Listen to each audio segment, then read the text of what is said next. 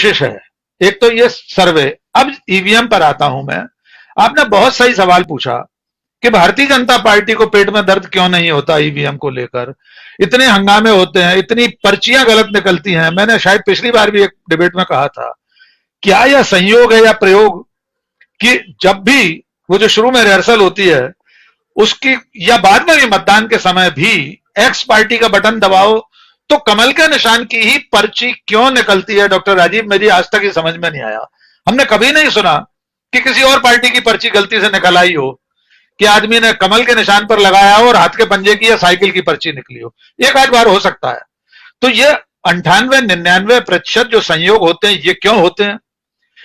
15 जिलों में आपने ईवीएम की अफरा तफरी बताई। ईवीएम तफरी पर निकल जाती है, मतदान के बाद घूमने निकल जाती है। शायद गर्मी गर्मी बढ़ गई है, पसीना आने लगता होगा तो उसको लगा कि चलो हम बनारस की ठंडी हवा खा करके आए।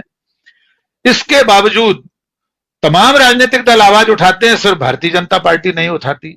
लेकिन इस वक्त नहीं उठा रही है तो उन्हें पिछले उनके बयान भी याद दिलाने होंगे। तब हमें याद दिलाना पड़ेगा कि जीवीएल नरसिंह राव ने 2004 और 9 की लगातार पराजयों के बाद किताब लिख डाली थी, at risk, can we believe our EVM machines. Lalkrishna Advani ने उसकी भूमिका लिखी थी। चंद्रबाबू नायडू का संदेश था उस किताब में। जगह जगह जाकर देश भर में किरीट सोमैया, जीवीएल नरसिंह राव बताते थे कि ईवीएम हैक हो सकती है।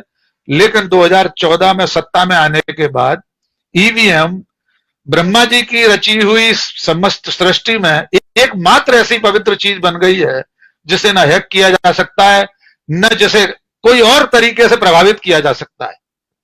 मनुष्य ने रोबोट बना लिए, क्लोन बना लिए, सब कुछ कर लिया, लेकिन ईवीएम इतनी पवित्र है कि स्वयं ब्रह्मा जी भी आए तो उसमें छेड़छाड़ नहीं कर सकते।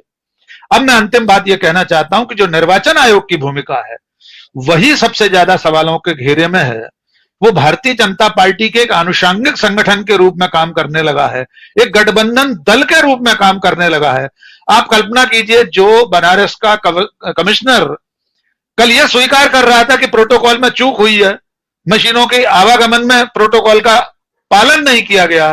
क्या रात भर समाजवादी पार्टी के लोग हंगामा नहीं करते तो कमिश्नर तो एक तरह से क्लीन चिट ही दे चुका था कि इसमें कुछ गलत नहीं हुआ था। और ट्रेनिंग की बात इतनी बेहुदा है राजीव जी। मैं स्वयं पत्रकारिता में आने से पहले सरकारी मुलाजिम था। मैंने नगर पालिका और पंचायतों के चुनाव से लेकर लोकसभा चुनाव तक कराए।